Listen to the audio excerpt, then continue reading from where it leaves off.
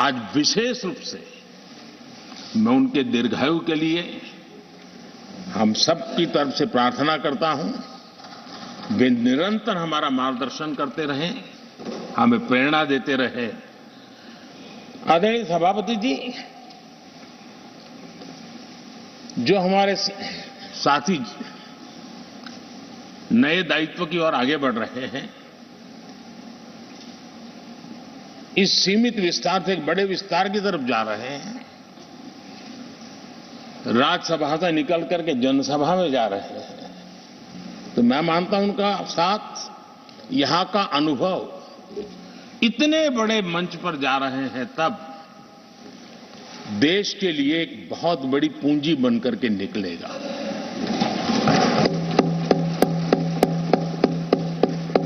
किसी यूनिवर्सिटी में भी 3-4 साल के बाद एक नया व्यक्तित्व तो बाहर निकलता है।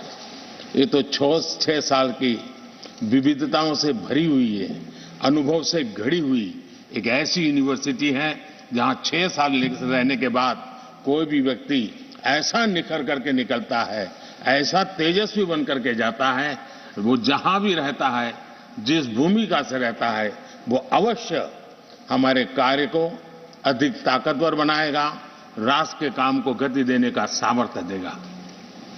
ये जो माननीय सांसद जा रहे हैं, एक प्रकार से वो वैसे ग्रुप है जिनको दोनों सदन में रहने का, पुराने वाले संसद के भवन में भी और नए वाले संसद के भवन में भी उनको रहने का अवसर मिला। ये साथी जा रहे हैं, वो आजादी के 75 वर्ष अमृत काल का, उसके नेतृत्व का साक्षी बनकर के जा रहे हैं। और ये साथी जो जा रहे हैं, हमारे संविधान के 75 साल, उसकी भी शोभा बढ़ाते हुए आज हम सबके के साथ जा रहे हैं, तो अनेक स्मृतियां लेकर के जा रहे हैं। हम वो दिन भूल नहीं सकते कि कोविड के कठिन कालखंड में हम सब ने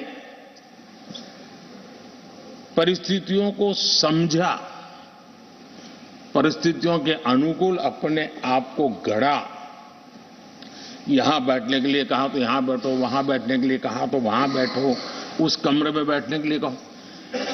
किसी भी दल के किसी भी सांसद ने ऐसे विषयों को लेकर के देश के काम को रुकने नहीं दिया।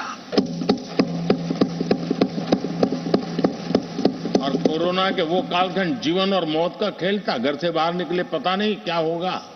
उसके बाद भी माननीय सांसदों ने सदन में आकर के देश की जिम्मेवारियों को निभाया, देश को आगे बढ़ाया।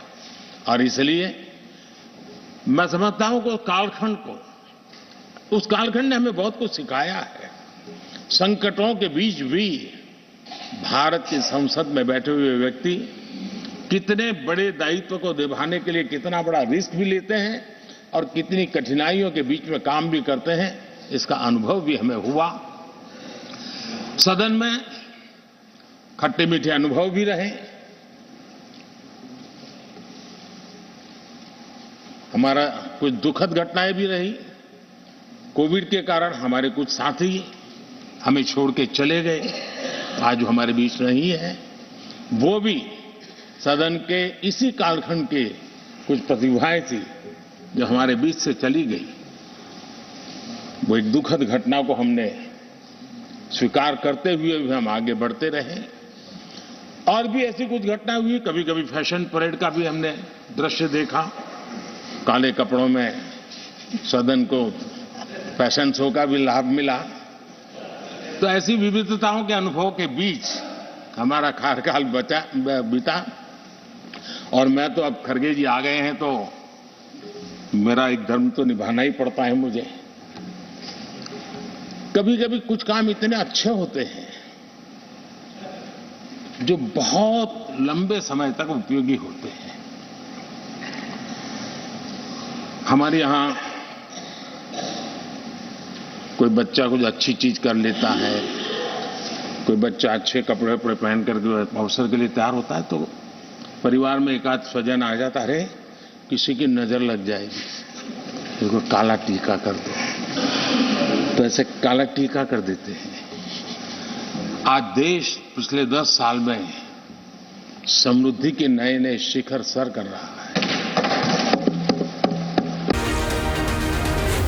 Zee News